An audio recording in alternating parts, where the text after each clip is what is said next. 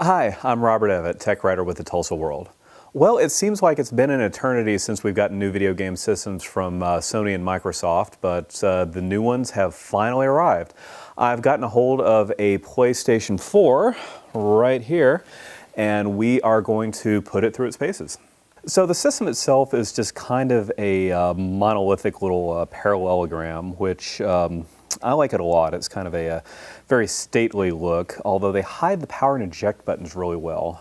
Power's here, ejects there. They can be a little hard to hit sometimes, but not too bad. Over in the back, thankfully Sony's decided to go with traditional inputs like HDMI and USB rather than their own proprietary stuff, which makes things easy. So if you want to use a longer USB cable to charge your controller, then you can.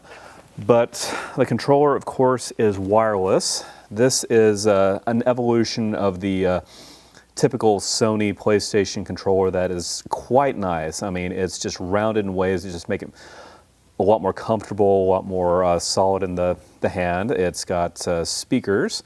It's got a little touch strip here, which hasn't been used too much in some of the games, and it's also got a light bar over here that can light up various colors that can be controlled by the game or differentiate yourself between players.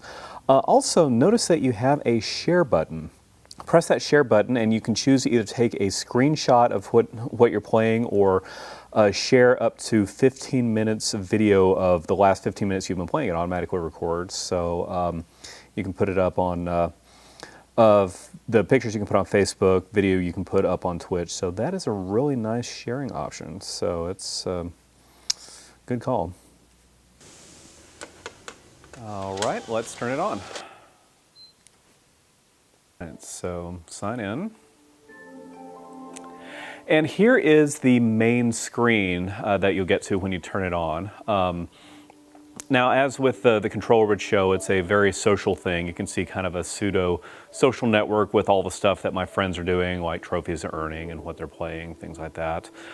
You'll notice that the main bar is in the middle, and that to get more information, you move down, like with Video Unlimited. So that connects to Sony services. You can rent movies that way. And with Music Unlimited. Now, Music Unlimited is the only way you can get music on here. You can't use MP3s and you can't do media streaming yet, which seems like a waste.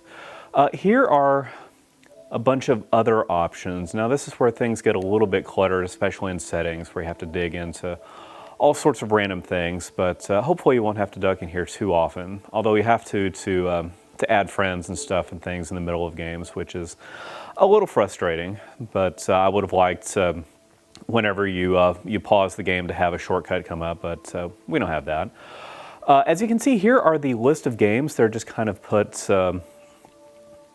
up here just kind of in a row. You can't organize them yet, but oh well, we'll see. So I've got Killzone up here, so you move down, get all the information. This is how other games work, so let's start this up real quick.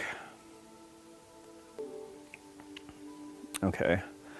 Now Killzone is your standard sci-fi-based military action shooter, and it's pretty good. I mean, it's not going to dethrone Halo anytime soon, but it's probably the best of the launch games.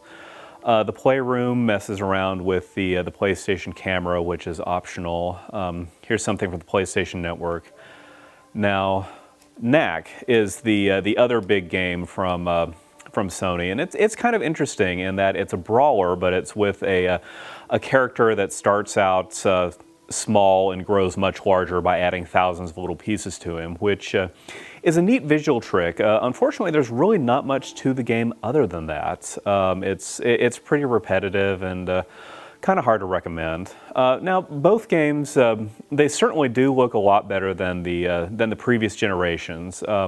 Be warned that the leap from to this generation from generations past is a little bit more subtle, so you might not be as wowed, going from PlayStation 2 to PlayStation 3, but it's still definitely there and definitely noticeable. But No, all in all, I think this is a very good start for the PlayStation 4. I mean, I like the interface a lot better than the one on the PlayStation 3. That one was just junky and frustrating. This one is a lot smoother and easier to use, and hopefully some of the missing media features will be patched in. We can always keep our fingers crossed, but no, this is definitely a solid effort. Very little to really complain about. So if you're ready for new, shinier games, this is a good way to go. Eyes on the area. There's a smoke column in the distance. Most probably the crash site. Get down there and search it out. Okay, now things should get interesting.